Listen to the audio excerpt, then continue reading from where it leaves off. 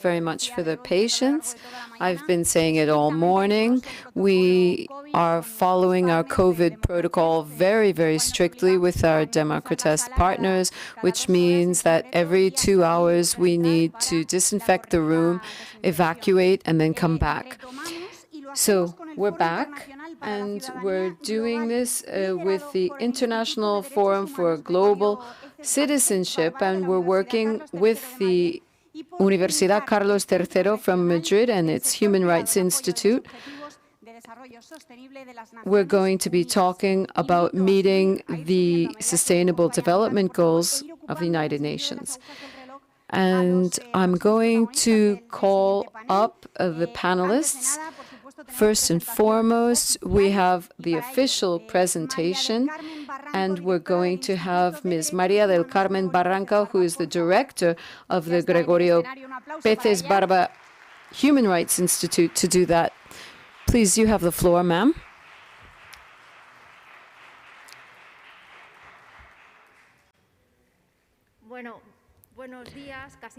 Well, good morning, almost good afternoon at this stage to you.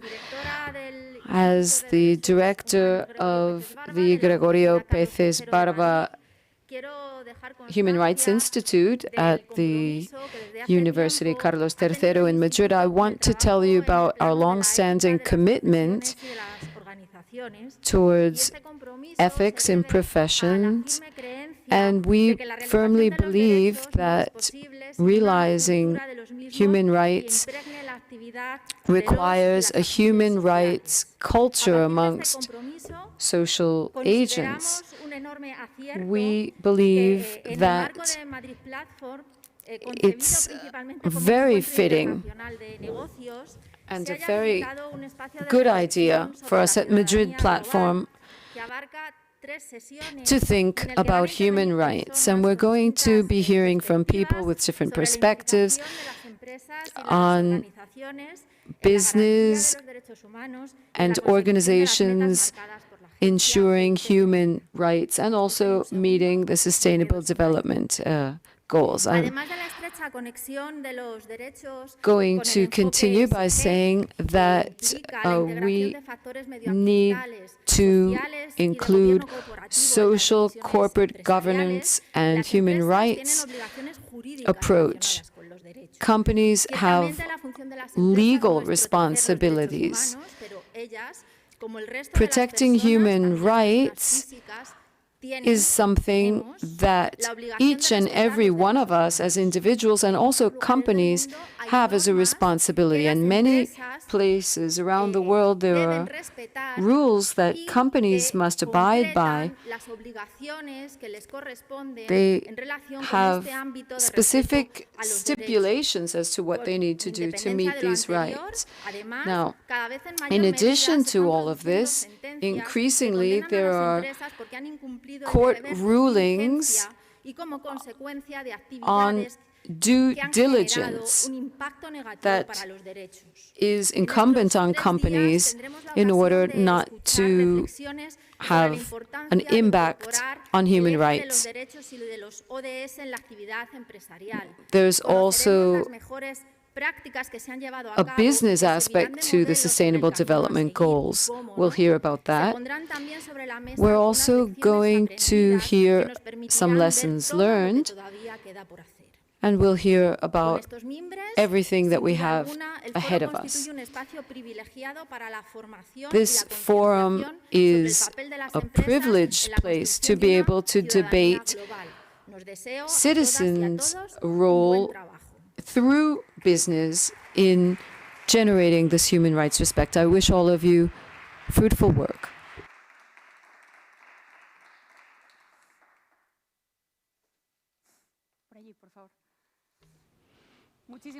Thank you very, very much, María Carmen. We'll now be hearing from Diana Chavez, who is Executive Director for the Regional Center for the Private Sector to support the UN Sustainable Development Goals. So Diana Chavez, there you are. Good morning, good afternoon. It's a pleasure to be with you. Thank you very much. I'm also going to be greeting Maria del Carmen Barranco. I would like to thank Madrid Platform, Mr. Morales, and others for inviting us and presenting these strategic issues.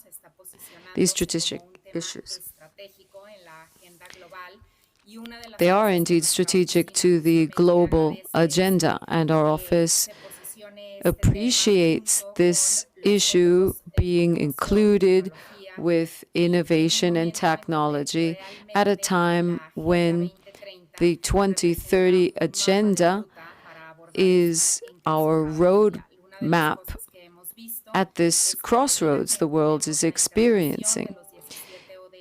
We have 17 SDGs. Sustainability is crucial. Among them, in order to bring these about, we need innovation.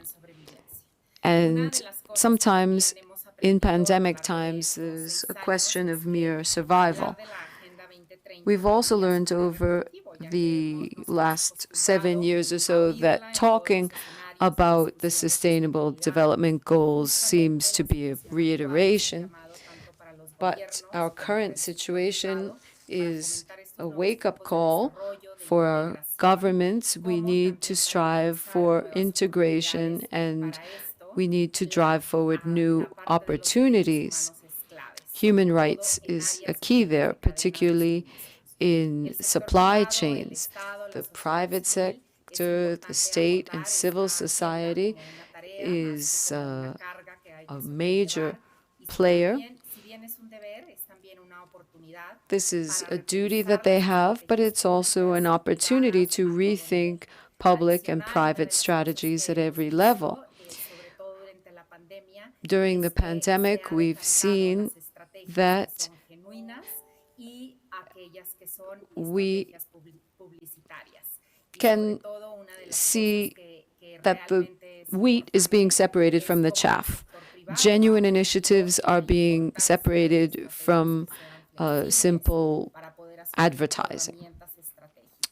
We do need truly strategic tools. We have a new approach in order to analyze opportunities and costs in human rights. And finally, what I would like to highlight is that in 2021, we need to be talking not only about responsible companies, but innovative, competent, competitive companies in order to meet the SDGs. And we need to be very clear as to what due diligence in human rights is about.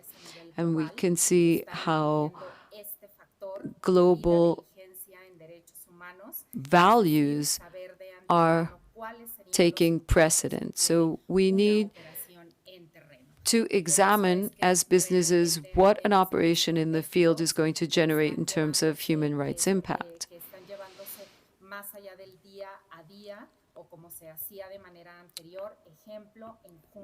We have examples in corporate governance and how human rights are being streamlined.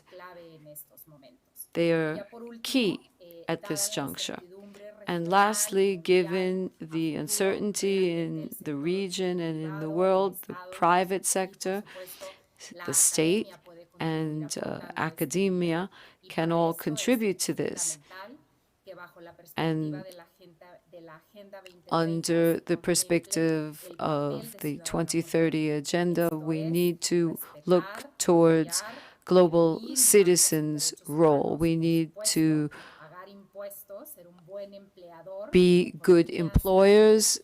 We need to be good taxpayers, particularly in economies where the rule of law is a challenge. And we need to drive forward the economy. And it's being dynamic. Thank you once again for having invited me and for the opportunity of being with you.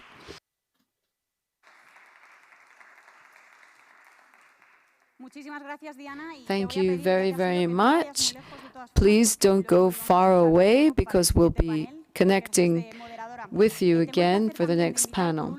And lastly, in order to officially welcome us, we'd like to hear from Felix Bolaños, who is the Secretary General for the Presidency of the Government of Spain.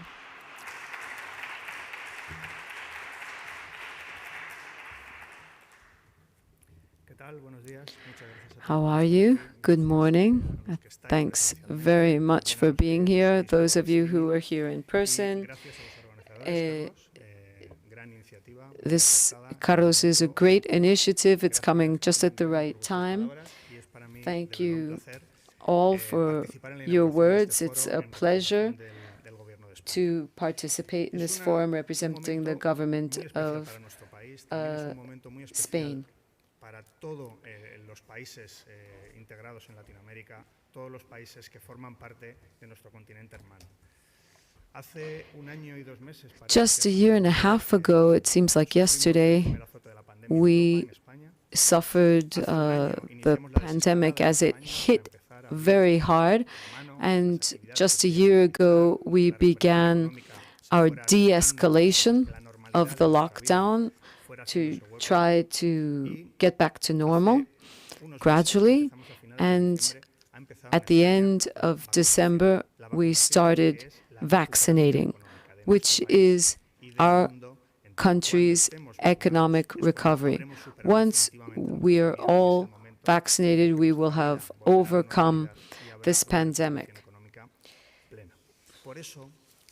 This is why it's the right time, because we need to stay a step ahead and think about what things are going to be like once we've recovered, what the world and the economy will be like. And so holding this forum right now and talking about the importance of humans being at the center of business, our geographies, the different countries, and talking not only about our material wealth, but also our ethical and human wealth.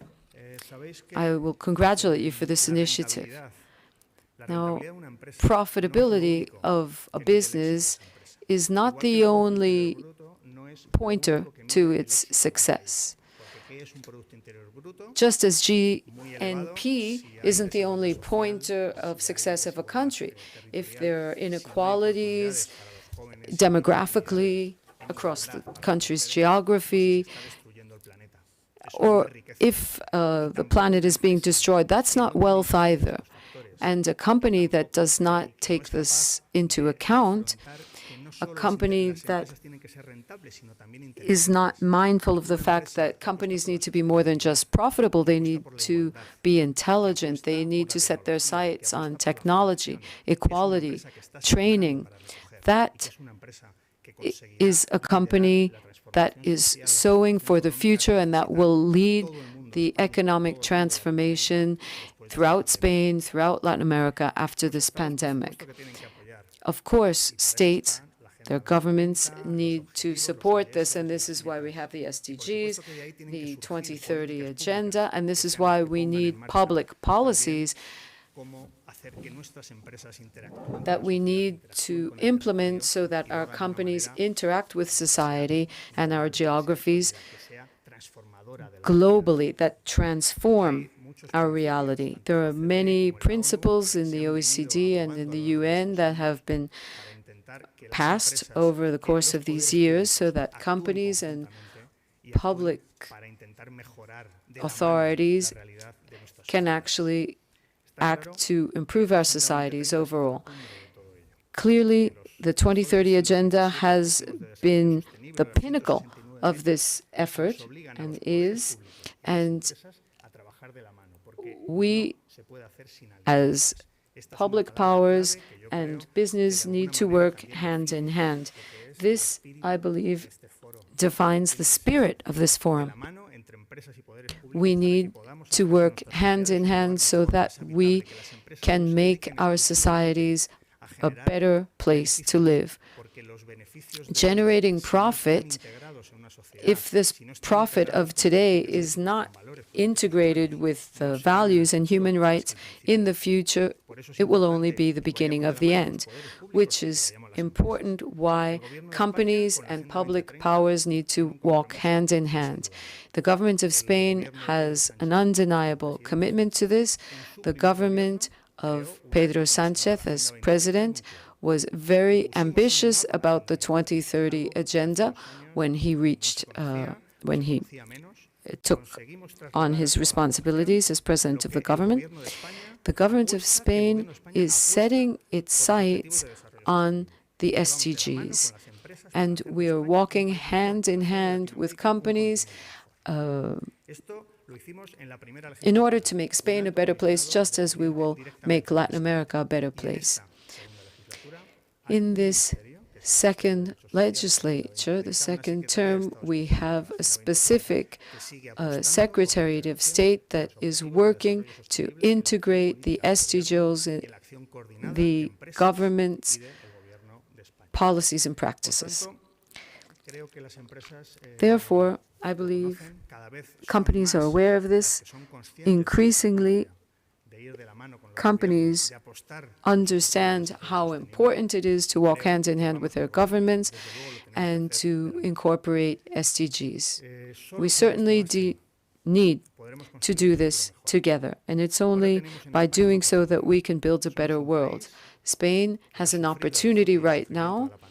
Spain has been harshly hit by the pandemic, but it's also a dynamic country. It's entrepreneuring and it wants to grow. And we have an opportunity with the EU plan, 70 billion euros in direct transfers. And the strategic lines of this plan are exactly those that are inspiring the SDGs. When at that European Council, where this was enacted, the Next Generation funds set their sights on 4 areas: the ecological transition, digitalization, social and geographical cohesion, and equality between men and women. And this served as a way to build a major Marshall Plan.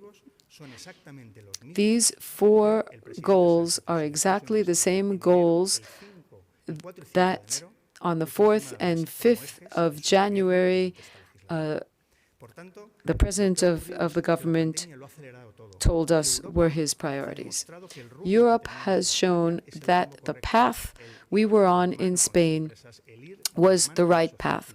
Walk hand in hand with companies, civil society, and politicians in order to build a more transparent, resilient, sustainable, solidarity-minded society. And we need to do this with the European funds. Of these 4 strategic goals, we have levers, strategic levers that can turn around Spain's production and its productive system. We're going to talk about SMEs, a government for the 21st century, resilient infrastructure. We're going to set our sights on culture, on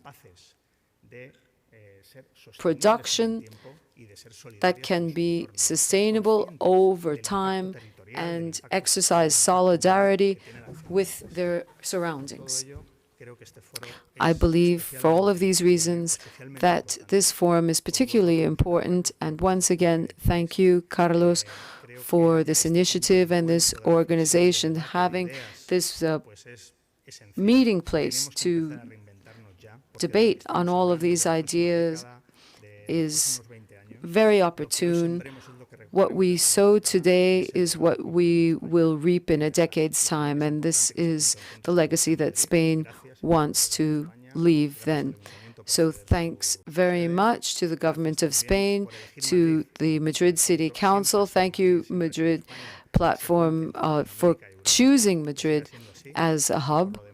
And, well, I can only wish you the best in your work and in your forum. Thank you very much.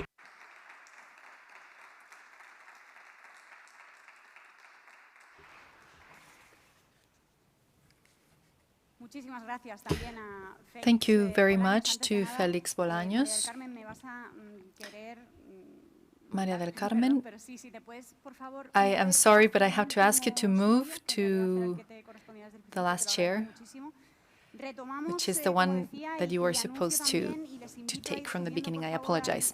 Now, I would like to invite our next guests for this panel, which is the role of business in human rights. José María Torres, Vice President of the PIMEC Foundation, could you please come onto the stage? Mr. Fernando Riaño, Director of Institutional Relations and Social Responsibility of the ONCE Group. And Begoña Gómez, Director of Complutense Chair for Competitive Social Transformation. Our moderator is María del Carmen Barranco. So how do we sit? Okay, Begoña, please take the next chair.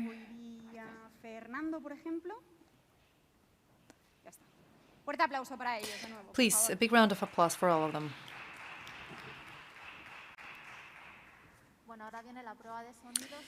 So, if no one says anything, I understand that everyone can hear me.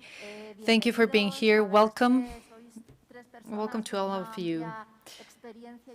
The three of you have great experience and knowledge and expertise in the topic that we are going to talk about in this forum now, which is the role of business in human rights. We had previously agreed that we will start with giving the floor to Begoña Gómez. The three of them are very well known, but I would like to give you a little bit of context, because perhaps this might give us some clues of what they are going to talk about.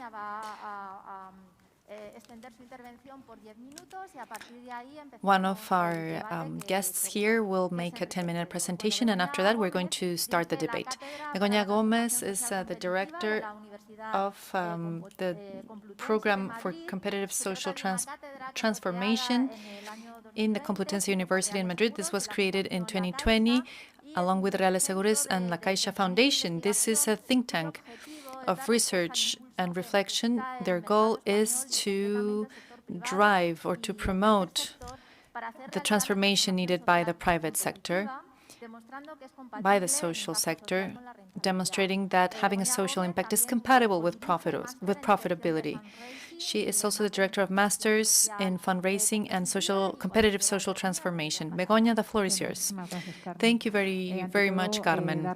First of all, I would like to thank Carlos Morales. I would like to thank Bárbara for inviting me to this forum, to Madrid platform. I also want to thank those of you who are here in person with us and those of us who are watching us virtually. This is really a very opportune moment for this conversation, like Secretary Bolaños was saying. I think that SMEs are having a rebirth in this economic transformation that we all have to drive forward together. When I was invited to this forum, I was delighted to see the title, because really businesses are key agents to realize human rights. Many times we talk about businesses, sustainability, and sustainability is often perceived as it was only a thing of the environment, but sustainability goes way beyond. Sustainability has to do with realizing human rights from a business point of view. Along with the Universal Declaration of Human Rights, businesses can really create a positive framework to develop this fulfillment. I believe, from my experience from the world of academia, that in the academic world and in businesses, we have a lot to say. We have great female researchers. I would like to talk about Josefina Cuesta today. She is no longer with us. She left, or she passed on last month. She was a researcher of the University of Salamanca, and her research was centered mostly on historic memory, on women, and on the role of working women in the 1920s. And why do I wish to mention this point? I want to highlight it because I think that when we talk about human rights and when we talk about workers' rights, it's important to think of a process that has been going on generation after generation. I mean that there are people who have been working for human rights before us,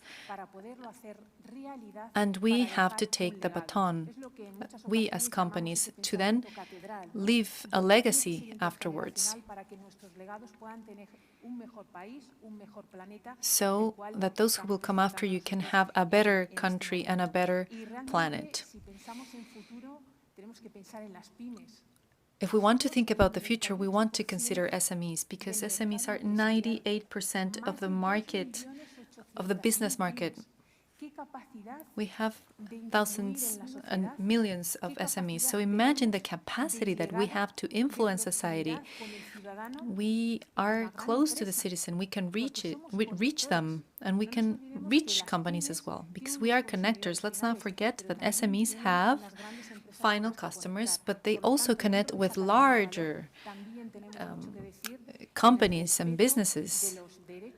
So in terms of human rights respects and of working conditions and of the conditions of suppliers, and suppliers who are SMEs have a lot to say.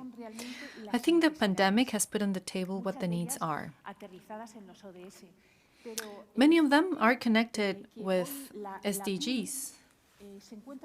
But let me tell you something. SMEs right now are very well positioned to move SDGs forward. They're well positioned to promote workers' rights, human rights. Why? Because almost 70% of consumers want companies that are eco-friendly, social, and responsible. Nowadays, consumers are much more aware. And that's why SMEs have to work to respond to these consumers' expectations. We, as companies, have to work on social transformation and link it to the respect and fulfillment of human rights. And our Department of Social Transformation, in our program, had a process from day one.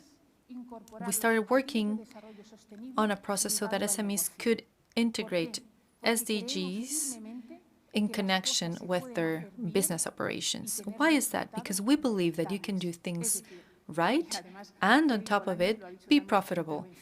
Mr. Felix Bolaños said it too. You can do things well, doing them right. And this has to be part of the purpose of an SME, which has to go beyond profits. This goes beyond profits, and it is on top of profits. When I was preparing for this panel, there is one SDG that we always talk about, which is SDG 18. Sorry, SDG 8, which are working conditions.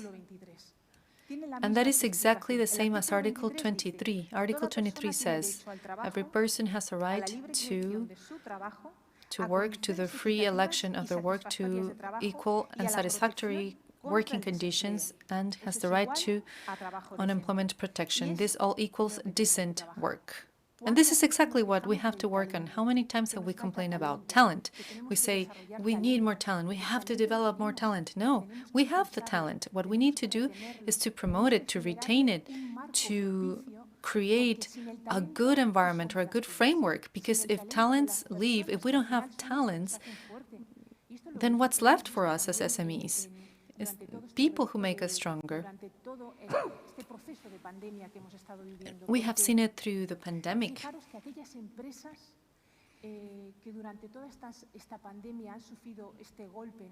Look, there are some companies that have suffered, all the companies have suffered from the crisis, right? But those that have been more in touch with their customers have weathered the crisis better. They have come out stronger. Why is that? Because workers have a feeling of belonging to their company, and as SMEs, we have to place this at the center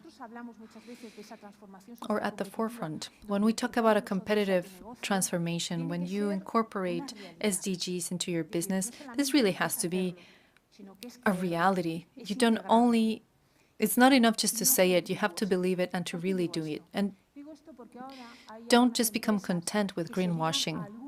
Why do I say this? Because now there are companies that are just tagging along with one of the SDGs, saying, well, you know, I'm a tech business and I will just focus on the SDG of innovation. So I go to a rural area and I implement a process of innovation and technology. But then what happens? The people that are higher, well, I am not really fulfilling their rights. I'm not really hiring them under a fair and secure employment framework. So I'm not fulfilling maybe SDG 10 or some other SDGs, but this is also a matter of reputation. You cannot integrate an SDG that does not imply human rights, because 90% of SDGs imply human rights in a cross-cutting way. So if we really don't fulfill human rights or respect them, we'll never really will achieve SDGs either.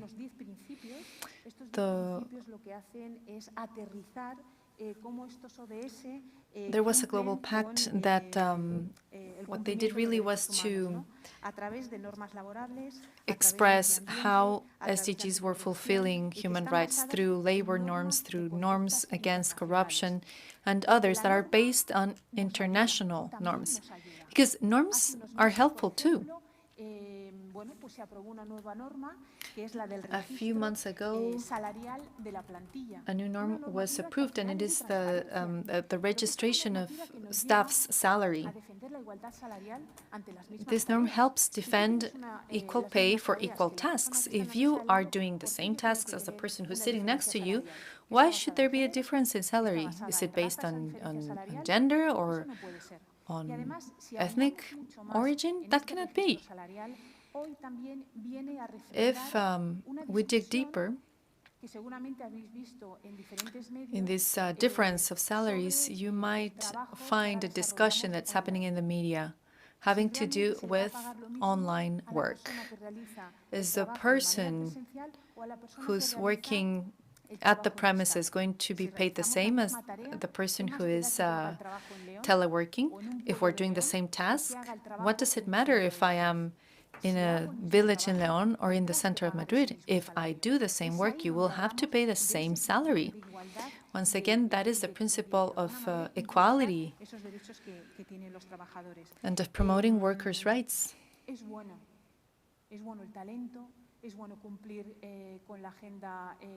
Talent is good, but fulfilling the 2030 agenda is positive too. Diversity is good too. Fernando will talk to us more about diversity. We know that 30% of productivity can increase in a company if we have diverse teams, and it is completely logical, because you will not have the same productivity where you have the same profiles as when you have a team of different ethnic backgrounds, different ages, different capacities. Therefore, we must promote decent employment and not temporary work. Nowadays, 27% of our employment is temporary.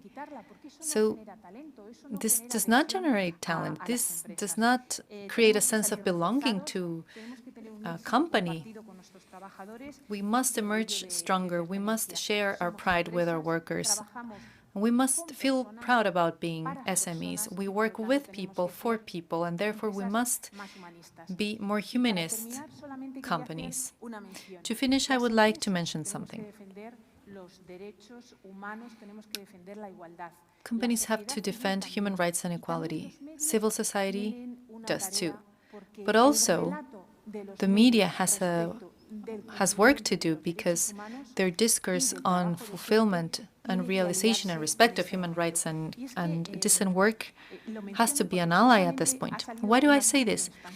Because there is an article in the newspaper Expansión that ends with what I'm going to read now, where they say, the Spanish economy will keep expanding, leaving the crisis behind, because there are trust indicators that start awakening, or thanks to the help of Next Generation and to vaccines. This growth should promote the social contract, which integrates digitalization, clean energy, and more than anything, an adequate and decent job. This is important. Time and time again, we have seen, or how many times have we seen newspaper articles that finish saying something like this? We don't see it often, but if we start seeing it more and more, we will see that it will be a good moment to respect human rights. Thank you.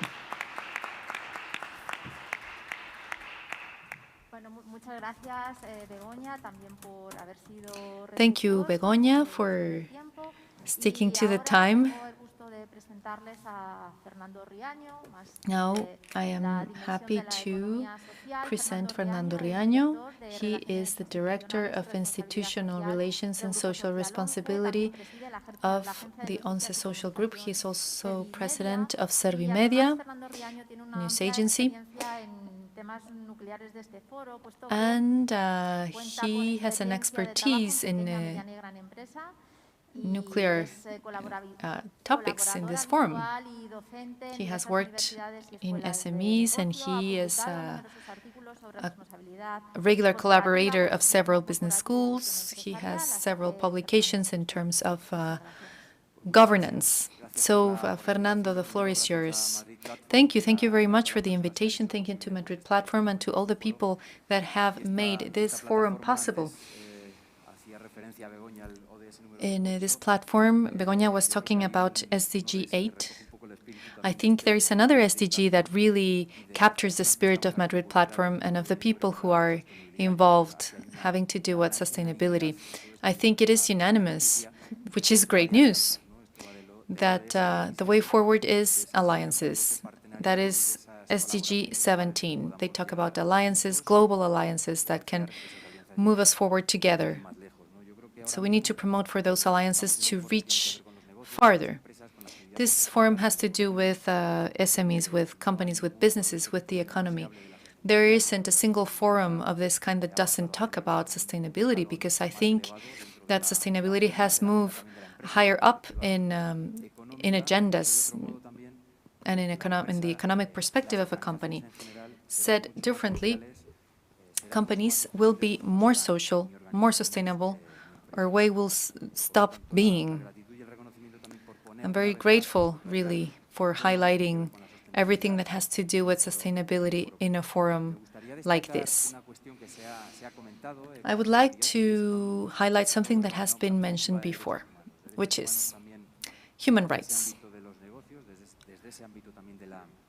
Human rights from a business perspective, or in other words, meaning that companies are not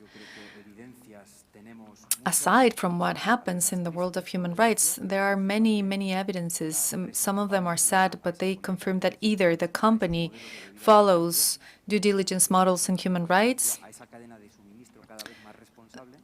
either they have a responsible supply chain, which I'm referring to because this confirms that sustainability is a holistic matter. for every organization.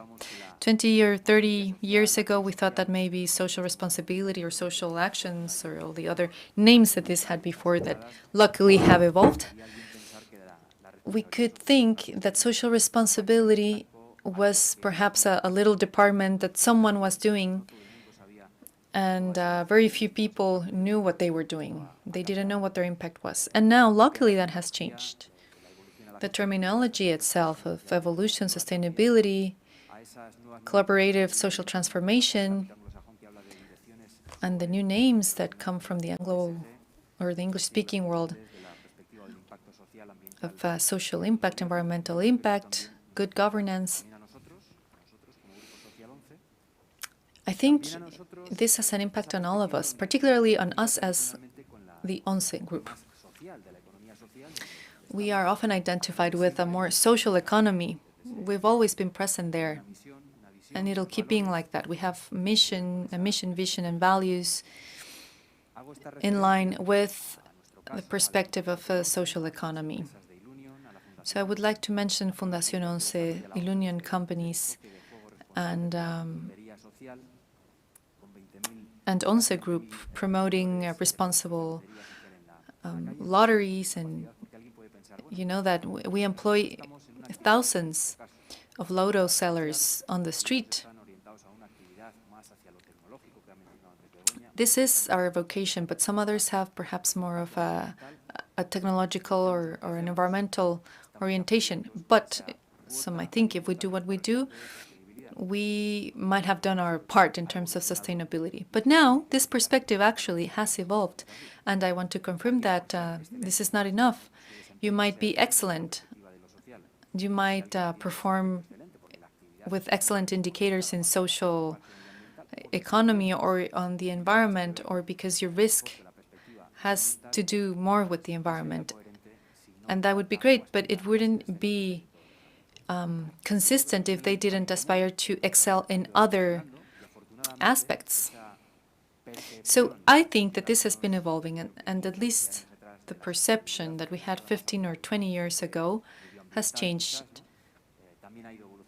I think the perspective we had towards the environment has become more holistic after the years. I would like to give you some figures. Grupo Social Once, in the last 10 years, we create 22 new jobs every day of the last 10 years. We also have a human rights model with a dimension of excellence and quality in employment. At least there is a regular supervision or monitoring of our value chain, our supply chain, with a human rights perspective. We have due diligence in place. We have implementing them for several years in Ilunion businesses and companies. Now, I had been talking about alliances. Public and private partnerships are something that we still need to work on more, but it also brings along many opportunities. It helps us adapt to an environment that changes from day to day. From the point of view of those alliances or of those public-private partnerships, there is a lot to be learned. In the case of Spain, the Spanish government, the regional and the local governments, city halls, big city halls and small ones, because we have more than 8,000 city halls in Spain, have a great opportunity to transform our environment. An example perhaps would be everything that has to do with purchasing in private SMEs or by the administration. Public purchasing in terms of percentages could reach 17 to 19% of GDP in the countries in our environment. So through that public purchasing, you can do social policy without really increasing the costs and without really investing, because this is a recurring expense which can create great alliances, great lessons learned, which are, big success stories. Many of them have to do with Latin America, which is why I want to mention it in this forum. there can be a social perspective in the supply chain. And I think this still has to be further developed. Now, since I was talking about Latin America, I would like to share a case that happened recently. As a group, from the onset, we've tried to share and to learn. We want to share and learn a process, actually, that we have transferred to Colombia. It has to do with the creation of two industrial laundries, where we're attempting to copy a model that we've been using in Spain for a while. Basically, a standard industrial laundry has over 90% of the staff, maybe 98% of the staff, who have a disability. And this, in Colombia, is a milestone. It implies a big transformation. Talking about transforming the environment where we operate, right? So I want to mention it because we're all part of it. The Institute of Human Rights that Barbara presides, the university, the academic world. Begoña was reminding us of the passing of the researcher that left us last month. So this is all together, this is all connected. Governance, sustainability has to do with each and every one of us.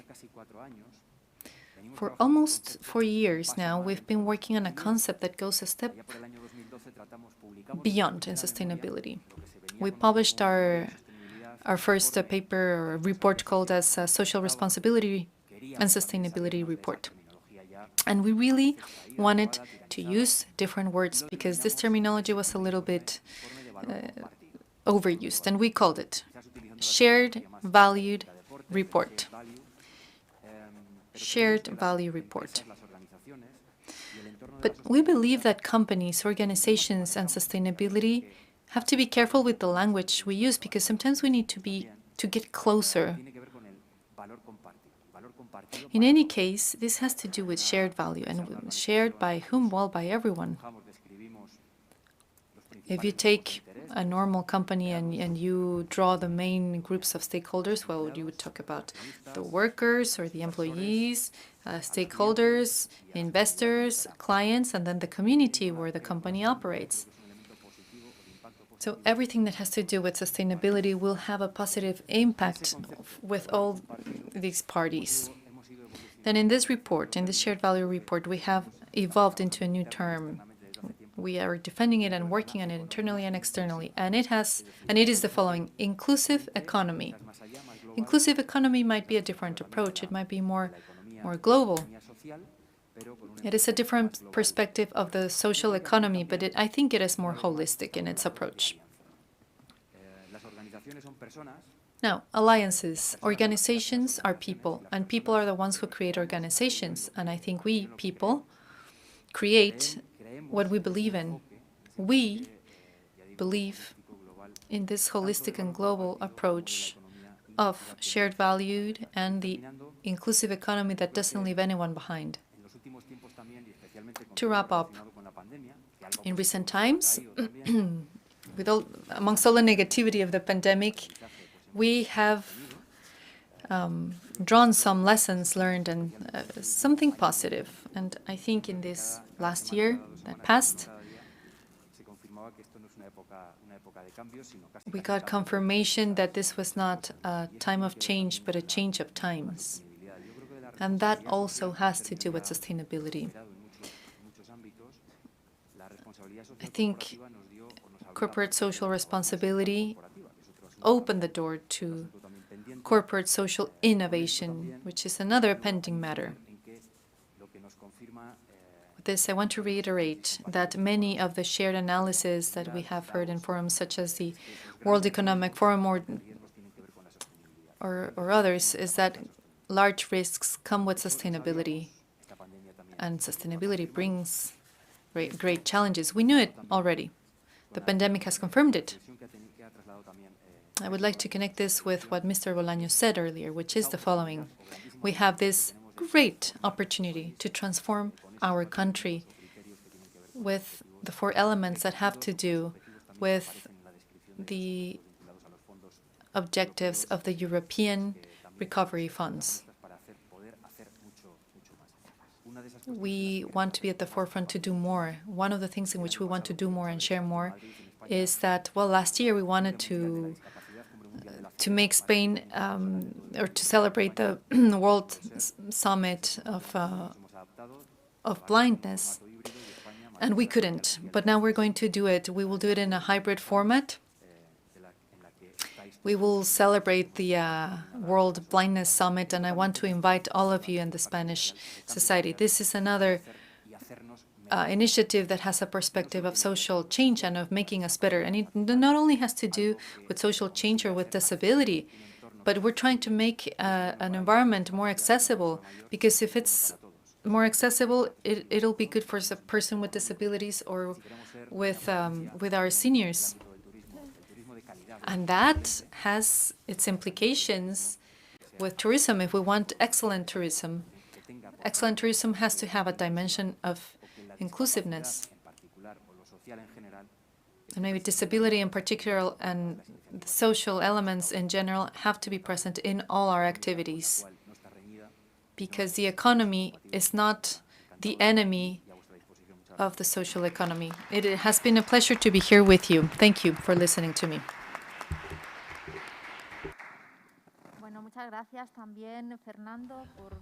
Thank you very much again, Fernando, for your words. And now I'll introduce you to Jose Maria Torres, the Vice Chair of the PIMEC Foundation, working with SMEs and self-employed people in Catalonia. He also works for the Association of the Management of SMEs and Self-Employed People. He also is on the board of the Chamber of Commerce of Barcelona, works on different activities involving business opportunity in Europe.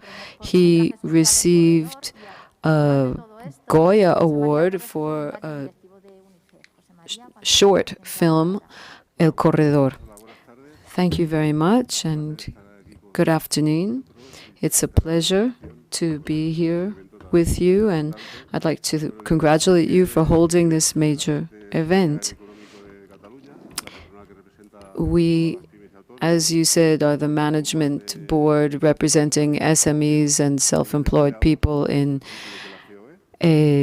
Catalonia, and we are 3 times the management board CEOE in size, to give you an idea. Thus far, there had only been an association like ours in Catalonia, but now there is also one in Madrid. And so this puts us on a more even standing with the rest of Europe. Now, we are sort of the heart and soul of those showing the direction for SMEs in the future. 99.8% of business fabric is accounted for by us, 65% of GDP, and yet in the public sphere, we are 19%, and the EU, talking about public procurement, says that we should represent a lot more. We're here to talk about human rights, and it's clear that SMEs should lead this future. Now, what do we do in our foundation? One of the things that we do is to help companies integrate the SDGs.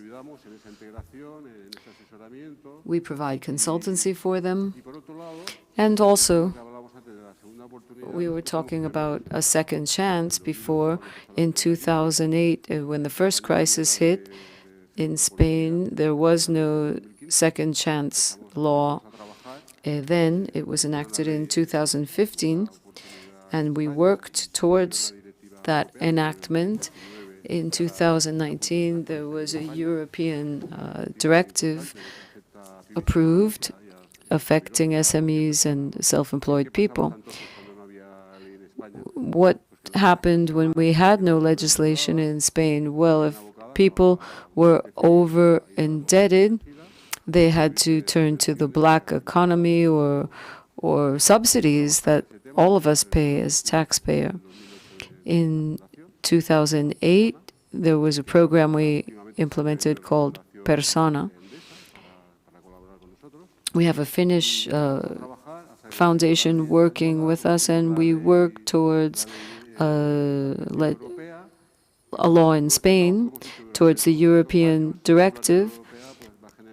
According to the European Union, this is going to generate more than 5 million jobs. Society has nothing to gain by having somebody simply on the dole, on social subsidies, when they can be generating business and employment. And so Facebook, Google, Microsoft, none of these companies would exist because all of the people who started these big successful companies had failed at other endeavors before that. We realized over the course of all of these years that the second chance was important because we helped people to start a new company, to generate new employment, and we realized that it's those who are over the age of 45 where we saw the most difficulties arising. Even more major than gender, race, or cultural differences are age differences and discrimination. Currently, in Spain, we have 2 million people unemployed. Once the furlough schemes have ended and the storm passes, we'll see how things stand. What do we do with all of these people?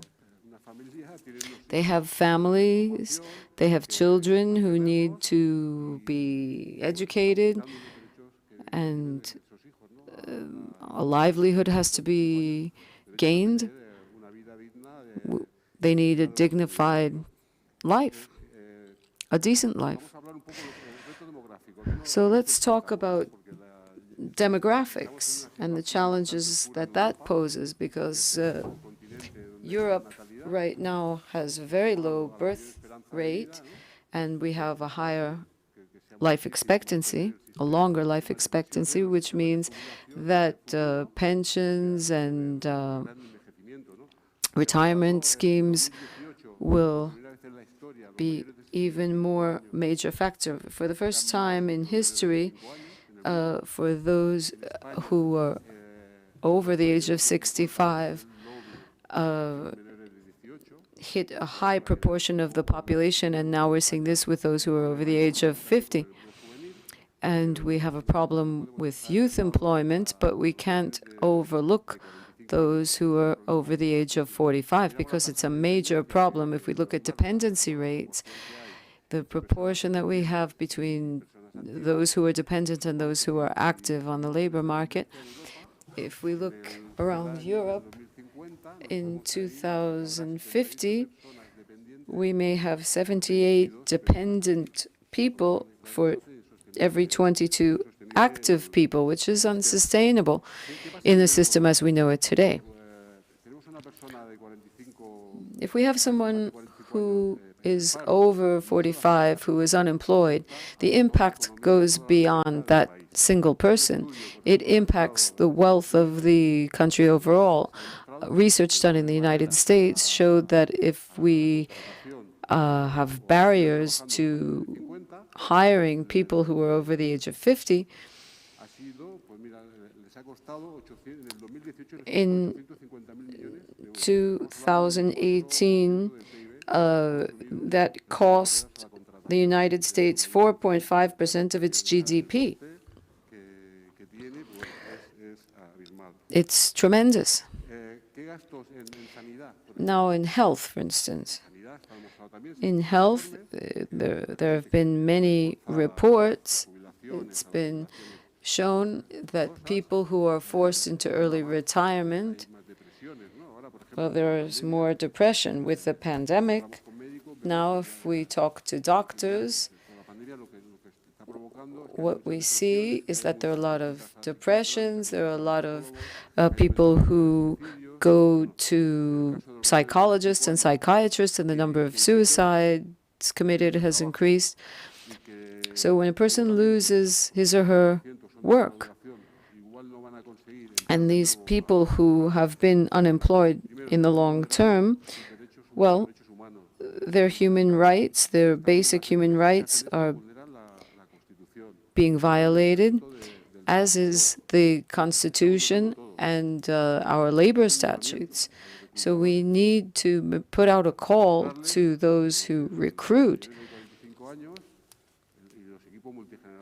And there are multi-generational teams that can be put together when we have people over the age of 45.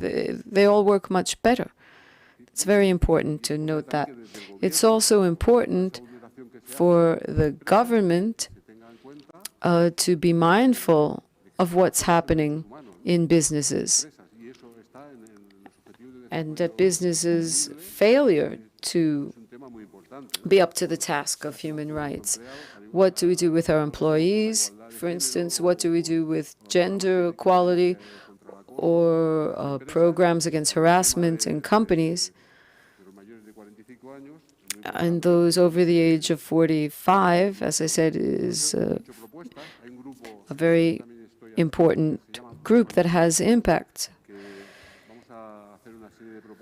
There's going to be a series of proposals that we'll make in the Senate soon, and it's important to say that both the government and the University Department of Competitive Economy, on both sides, they're keenly interested in this, so that we can see how we can bring these people back into the labor force. If we don't, our future is going to look very bleak for all of us. I think that this is a very serious issue, very important. I would simply say that as a society, we'll make a big mistake if we lose knowledge and experiences, which are the most important capital we have in society. Thank you. Thank you very much. We don't have much time, but we do have a bit for some questions. I don't know whether anyone in the room would like to ask a question. We can hardly see you because you're in a very dim light in the audience. But otherwise, as a moderator, I would like to kick off the questions and answers. I'd like to be here all afternoon, really, discussing this. But I would start by saying that I'm interested in Jose Maria being here. As I hear you speak, I think about what Spanish companies are actually like. Okay, this is very good. We're talking about SDGs and human rights and the involvement of companies in this social transformation and in building global citizenship. However, my first question is for Begoña. How can we convince SMEs that they also are important in this venture? And my second question for Fernando is, well, in our institute, we've worked a lot with the Fundación ONCE in European projects involving universities, service providers, social service providers, that is. And I remembered this because you're here and you talked a lot about working in alliance. And this is Alliance for Knowledge. What we're trying to do is generate knowledge in order to, at the same time, be inclusive in social services. So I wanted to ask you because we'd like to avail ourselves of your experience. The question is, why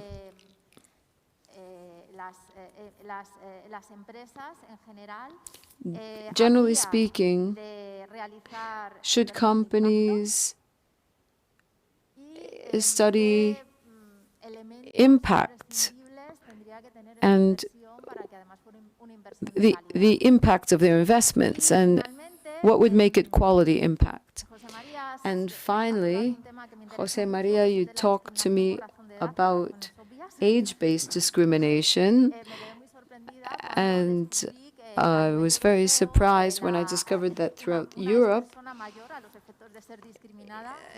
one is considered older, particularly as a woman, once she reaches the age of 45. We see that the most frequent issues that have to do with age-based discrimination involve employment. I'm interested in this on a personal basis, and I could ask you a lot of different things, but I, of course, think that there's no doubt that we need to do away with age-based discrimination in employment. And what's even worse is that we weren't even really aware of the fact that we were practicing age-based discrimination. There's no question about this. But you also raised another issue.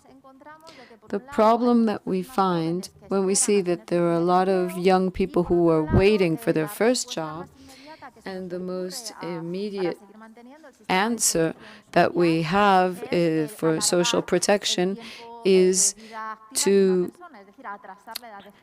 delay retirement age. So the question is, would there, given our business fabric, be a different way to share out working time without delaying the retirement age? Perhaps we could work less time each and every year of our working life. So whenever you like, you can take the floor. Yes, of course. I'm not certain whether you were asking me about how important it is for SMEs to, well, how can we involve SMEs in social transformation? Yes. Let's say that there's an employee involved. Okay, well, I can give you a very simple example, if you want. That could be a restaurant, which is simpler than an SME. A restaurant could simply be a company that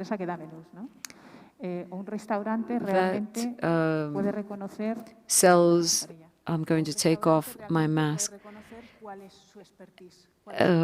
They sell fixed price menus, and they can realize that they have a given experience, a certain type of cooking, a different type of product that's ecological. So they could say, okay, well, if I want to take my part in the social transformation in my business, I can leverage the fact that I'm ecological. I use clean energy, for instance, is another potential leverage point. Or it could be educational, because I'm teaching people how to eat well. And this changes the restaurant completely. And you can say, is your restaurant in the business of providing meals, or is your restaurant a place that generates education? What my restaurant does is generate, or rather educate, about healthy meals via proximity ecological products.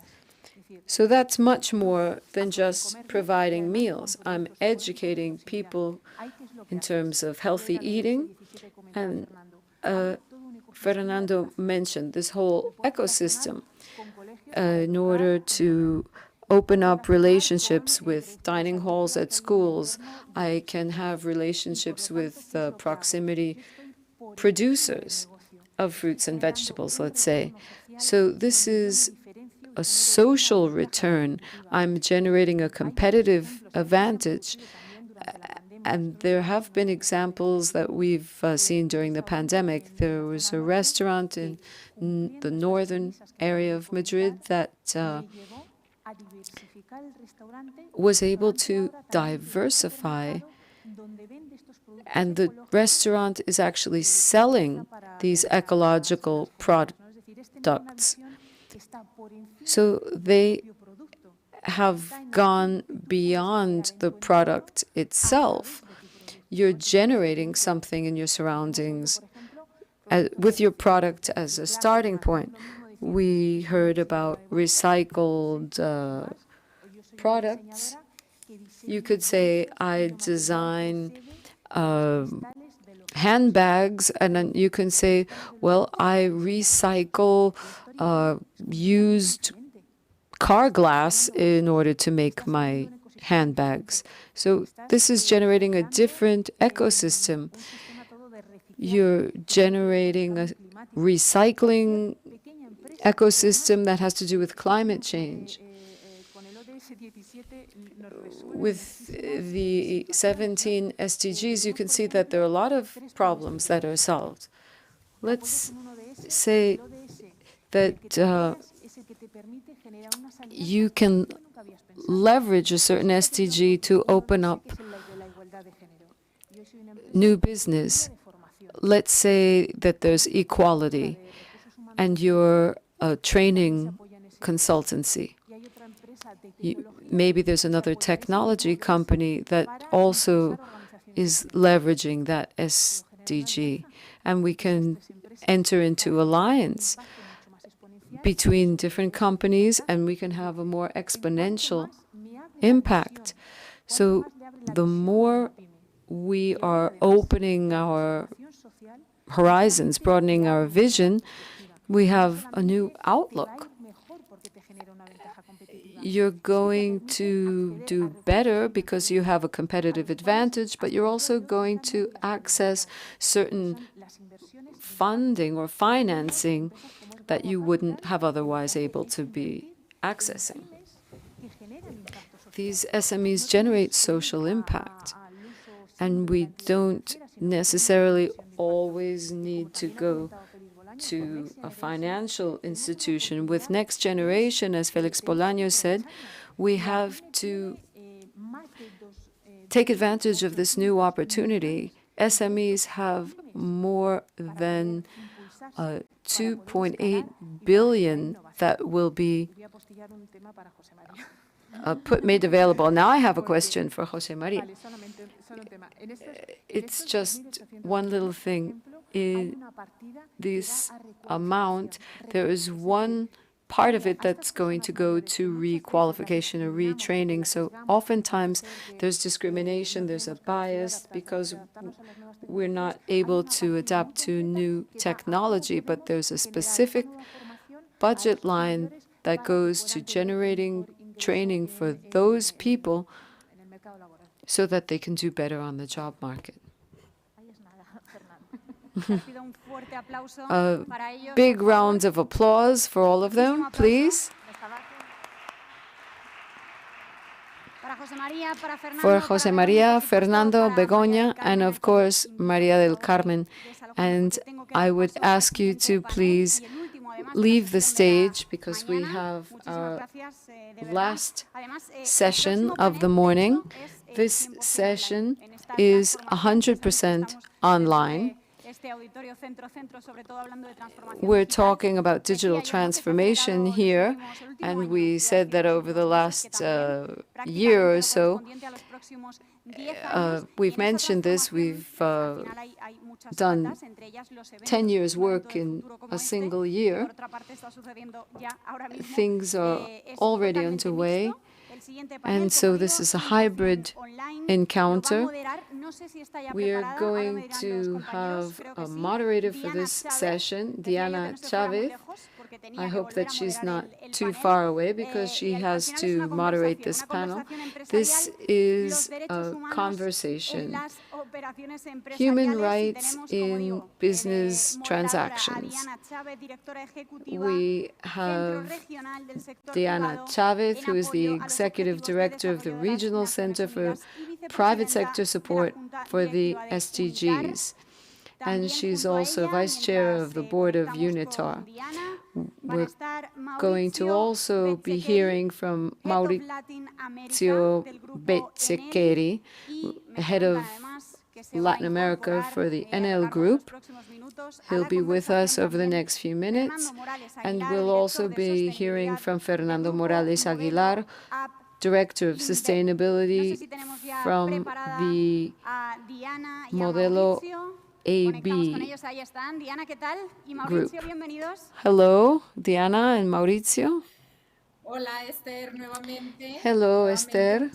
Once again, thanks very much. It's truly a pleasure to have this virtual conversation. Mauricio is in Italy, Fernando is in Mexico, and it's fascinating. We saw how important human rights were.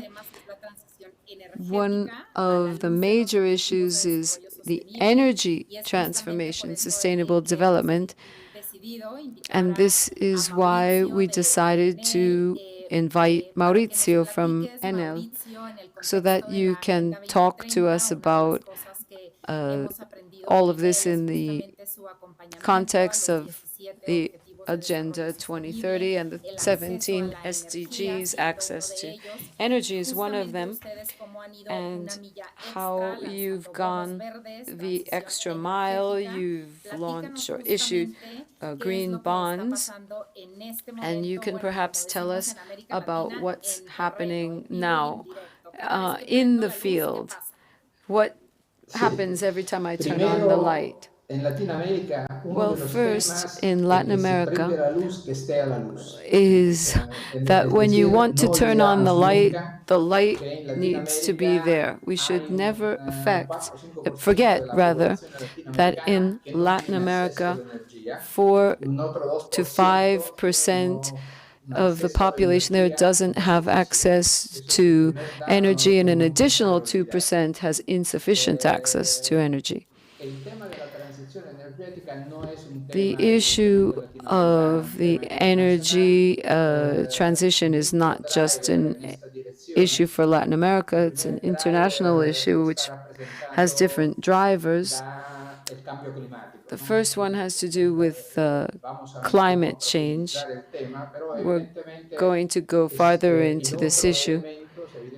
And there's another element, and that is obviously the fact that we need a much more sustainable way of life. The energy transformation has one first pillar that involves buildings. In Latin America as well, we see that the use of electrical energy is becoming widespread in non-traditional uses, and there's a clear example in electric transportation.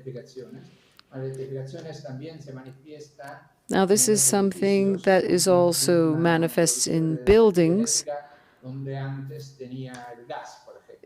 Gas was used prior to electricity, and we had paraffin pellets used a lot, for instance, in Chile, and they've now become electricity.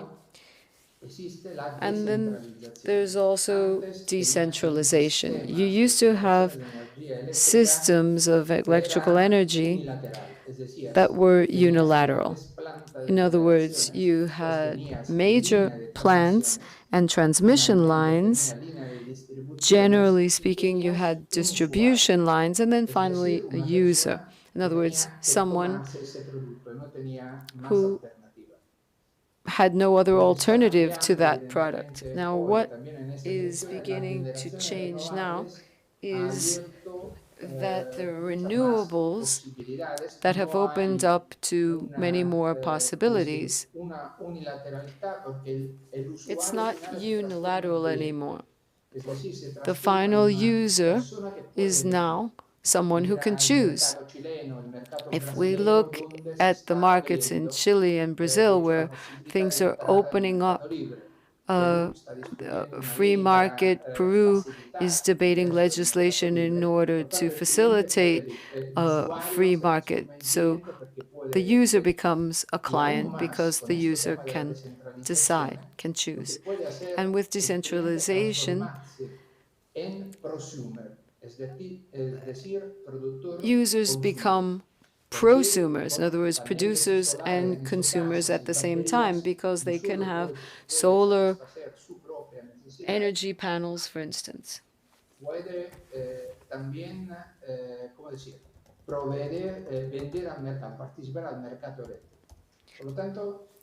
So I would say that the energy transition, well, we talked about digitization. This is a new phenomenon that crosses through energy like other sectors. There are exogenous factors of energy, and this changes things completely. And this is why, in the context that we're addressing today, when we talk about the transition, we're talking about universal access to energy, and this is something that is very important. No one should be left behind. And obviously, this is something that has to go hand in hand with transformation at work. So there might be a coal plant that needs to become a renewable energy plant. And during the COVID period, we have increased our staff,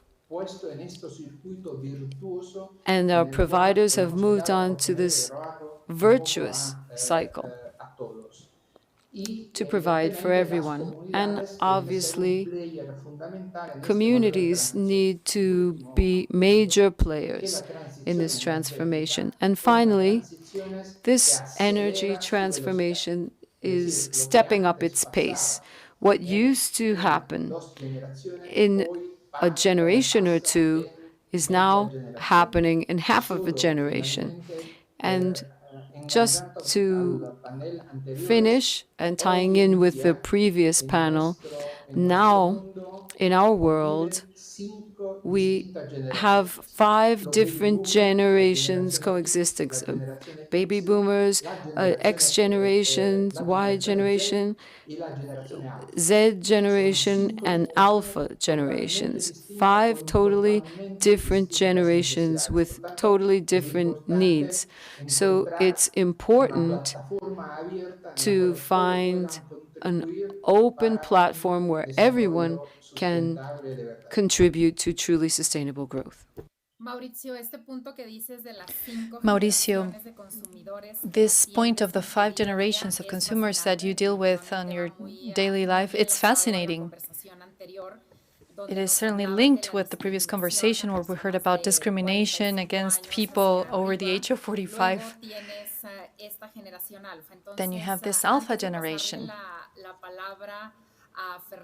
Before giving the floor to Fernando, could you please talk to us about these challenges of dealing with a baby boomer and with an alpha customer? Yes, the profile of a baby boomer is the following. This person considers the product to be fundamental. They have their recognized brands, and they prefer ownership or owning the product more than using it. They don't appreciate subscription as much. And the alpha generation is exactly the opposite. The alpha generation is the second generation after the Y generation Y that are fully digital natives. This generation is highly aware of human problems, of social problems, and they do not necessarily choose a predefined brand. They prefer a brand that allows them to participate in their contribution to society. I am one of the last baby boomers. Pero muy late, muy late. Well, you're a very late baby boomer. So I am one of those baby boomer customers who consider that, well, now in society, we're still working, we're economically active, which is my case. And now, the largest generations, which is that of the managers today, is Generation X until age 40. And most of our workforce is Y, is Generation Y, which are the millennials, really. And then you have the Z generation, which are the children of millennials. Afterwards, you have the alpha, who are the children of millennials. So the farther you move into that direction, you see enormous changes. They are more interested in co-op participation, in social awareness, and they want their services to be delivered, but in a shared fashion, and they want them to have a social impact. Baby boomers are transforming. They are on a stage of life where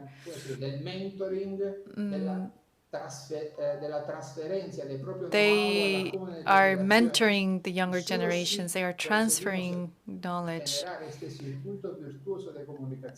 But we need to generate a virtuous circle of communications so that we don't leave anyone behind. And that way we won't lose the accumulated knowledge and expertise, while at the same time we can use all the resources and energy that the newer generations have. But this is no easy task. Their desires and expectations are completely different,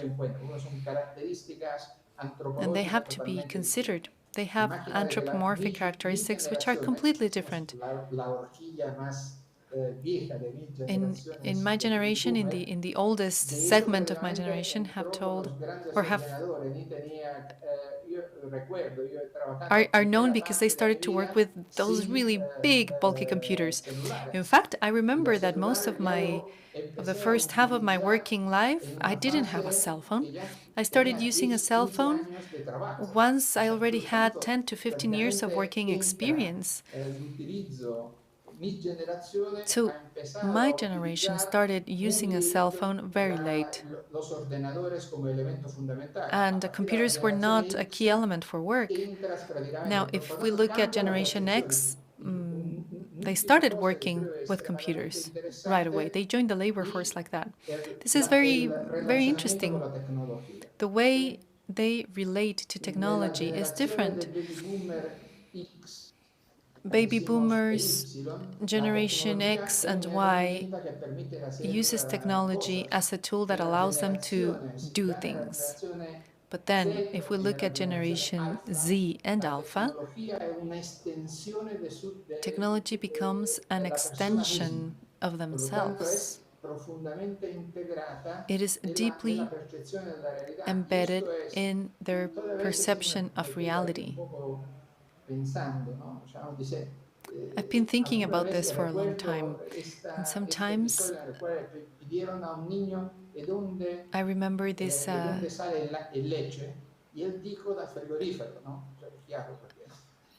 episode in which someone asked a child, "Where does milk come from?" And the child responded, "From the fridge." This child had never really thought that milk came from cows. So it is a very interesting way of seeing things and how they consider reality. Maurizio, this has been a fascinating reflection. I think you gave us a very good overview of the challenge of what lies behind such a basic service as energy, where the goal is to not leave anyone behind. Nonetheless, there are anthropologic and infrastructure factors which really bear their weight on the operation. You talked about the rule of law and the legal frameworks, which is another one of the big challenges that you face. Mauricio, if I may, now I would like to give the floor to Fernando Morales from Grupo Modelo in Mexico. They are a multinational of AB InBev. There has been a recent change of leadership, which was welcomed by the markets. AB InBev, along with Modelo Group, are well known to us. We've worked a lot with Fernando in topics as basic as responsible consumption, access to information, like Maurizio said, how your products are made. And you, Fernando, were at the center of the storm when COVID-19 hit. So I would like you to tell us about the restructuring you carried out, because at that point we were not talking about only beers, but we were talking about hydroalcoholic gels, and how you had the capacity to transform and adapt in an instant. How did you live through that? How did you work at that time, not only with your consumers, but first and foremost with your employees? It is a pleasure to greet you, Fernando. It is 6:47 in the morning. Mauricio, for you, it's noon or midday. We're addressing you from the wee hours in the morning. So, Fernando, the floor is yours. I think Mauricio has great advantage, probably because his brain has been working for a long time and his synapses are firing away. Getting up this early in the morning is a challenge, but well, I want to welcome you, everyone, over here and over there, both sides of the Atlantic. Thank you for inviting me to share this panel with you. It is a pleasure to be with Mauricio and with Diana. Diana, like you were saying, Grupo Modelo was born in Mexico City 45 years ago, but since 2013, we've been part of AB InBev, which are the greatest manufacturer and exporter of beer around the world. And I'm not saying this as a publicity spot, but just to highlight the impact that we have as a company every day with millions of people, and the impact we have on the planet. Without a doubt, this is a huge responsibility, which we are deeply committed with. When I say us and we, I not only mention Grupo Modelo, but also AB InBev. We have a purpose, which is to bring together people for a better world. Mauricio already talked to us about the differences in generations, and now we no longer talk about mission, vision, and values like we did before. I am a Generation X, and we don't even address that anymore. Now we talk about purpose, the reason to be that a company has, and the reason of being of a company in regards to their target audience and their society. I work on corporate reputation, and I can tell you that the impact is very particular, very distinct. It not only has to do with time and with the flyers that you post on the walls, that you pin up on the walls of your office. This is about transparency, and it is about assuming your co-responsibility. Co-responsibility is an important concept for us because it doesn't only rest on one person. we'll talk about a little bit more later.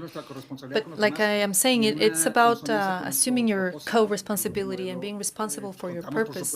In Modelo Group, we have a series of policies that guide us and allow us to do the right thing in a transparent way and without taking any shortcuts. All those codes and policies came from our business goals. This is important. We are a business after all.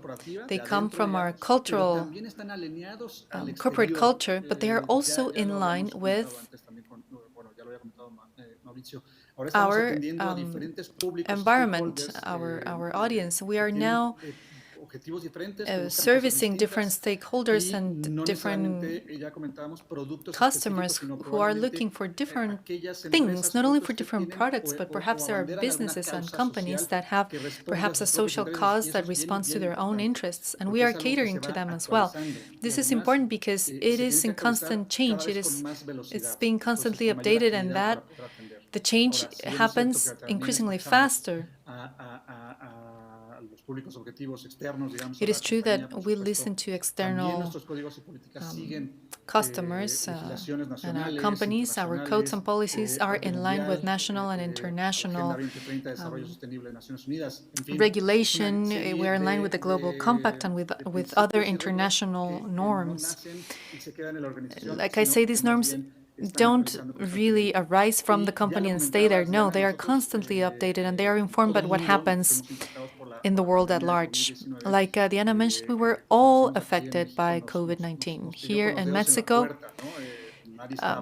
no one was prepared. It caught us very, very unprepared. But what we were able to see and to verify was the capacity to adapt to new and complex contexts. And not only that, but we also saw how large global companies like ours was capable to adapt without leaving behind the needs of all of those people who interact with our company, of the entire components of the supply chain, of the value chain. So we didn't only deal with our own needs, but we kept collaborating and cooperating with others.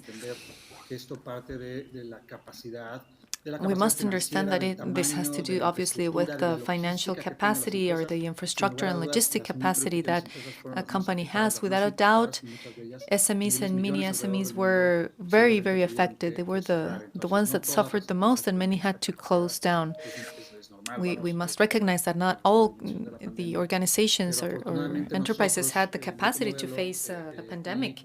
But luckily for us, we had the resources and the possibility to adapt to this new reality, to this very harsh new reality.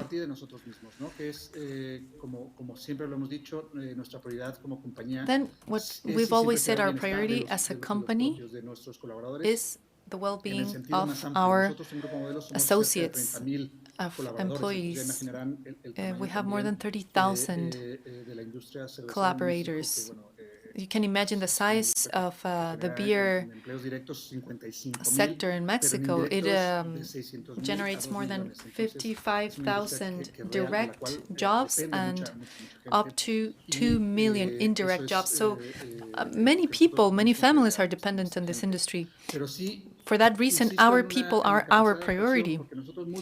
I have to insist again in our capacity to adapt. From the first case that was reported in Mexico, COVID case in Mexico, we started acting under a general umbrella that we called Por Nuestro México, for our Mexico. And we have the advantage of being a global company. We have a factory in China, so we were able to see firsthand how the virus was evolving and how we could better respond to this contingency. Therefore, with a couple of months before, we were able to have firsthand information that allowed us to develop action plans, which in turn gave us greater resilience. Mauricio said it, and I love it, without leaving anyone behind. This is exactly what we did. We acted without leaving anyone behind. No one in the supply chain was left behind. The key element was that we knew very early that either we did this together or we weren't going to be able to do anything. In a situation like this, no one can act alone.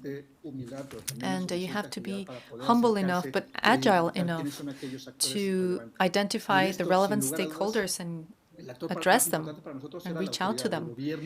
In our case, our top priority was to reach out to the central government because they have the responsibility and the competence to establish the health strategy to really deal with the pandemic. So first of all, we met internally, we saw what the experience that was coming from outside was, we analyzed it, and then we went on to the government, we reached out to them to see how we could support them. According to what? To the needs of Grupo Modelo? No. According to the needs that the pandemic gave rise to. That is another message. So yes, it was true that we covered the needs of our collaborators, that was key, but at that point, they were the same needs that everyone outside Grupo Modelo had, which were health and safety for everyone. That's how we moved stage by stage. In our case, it had to do with initial healthcare. The second stage was to save lives. And the third stage was that of economic recovery, which is what we are going through now. In each of these three defined stages of our action plan, we were in line with the authorities. And then we reach out to other allies, with other partners. What did we do? Well, we helped some hospitals to enlarge, because at that time, hospitals were overwhelmed with people having strange systems. And I say strange because it didn't always correspond to COVID. Some of them were experiencing anxiety or other diseases and conditions that were confused with COVID. So that was one of the peaks of the crisis here in Mexico. So what we did then was to enlarge the capacity, the diagnostic capacity of different hospitals and health centers, so that they could address the needs of patients that were arriving in mass. In fact, one of the most important respiratory hospitals is in Mexico City, and we helped them enlarge their capacity. Then the next thing was to take care of ourselves. That is how we transformed. And I love this strategy because it talks about transformation, but associated to our business. And it speaks about how companies can quickly adapt with resilience to new circumstances. We produce alcoholic and non-alcoholic beer, but all beers are produced in principle the same way. The process is the same for all. The difference is that non-alcoholic beer undergoes a stage in which the alcohol is extracted.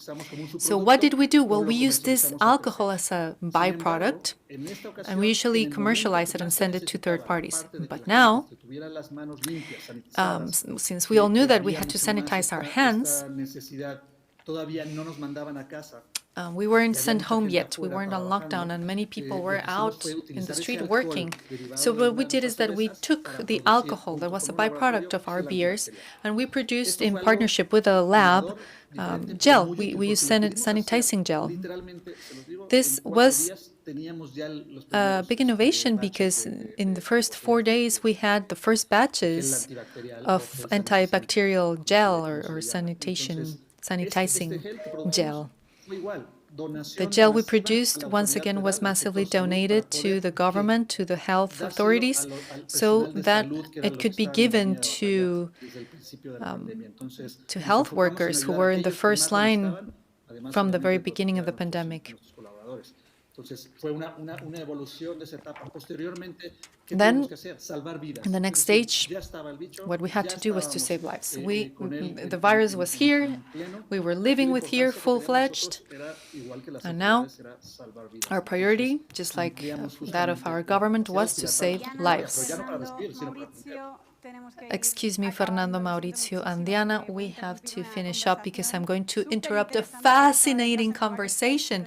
I was listening to you from backstage, paying great attention to you, but I want to thank you for your participation. In the case of Diana, you've participated twice because you were here before. Thank you and congratulations for all the projects you're carrying out. Thank you, Esther. And if I may, very quickly, I would like to thank Mauricio and Fernando for being here. And Esther, like you were saying, this panel has shown that the private sector is able to work in the short term and have a very quick assessment capacity. Fernando, it is always fascinating to listen to you, and Esther, I give you the floor back. Thank you very much, Diana. Thank you, Fernando and Mauricio. And with this panel, we now finish the first morning session of this first day of Madrid platform. Now, you know, we will have a 2-hour break in Spain so that we can go have lunch, and we will see you back at 4 p.m. Spanish time. We'll see you in a couple of hours to keep going with the program of all the guests we have in the afternoon. Particularly, I want to highlight that we will have the forum, the International Forum for Urban Mobility and Smart Cities. See you soon.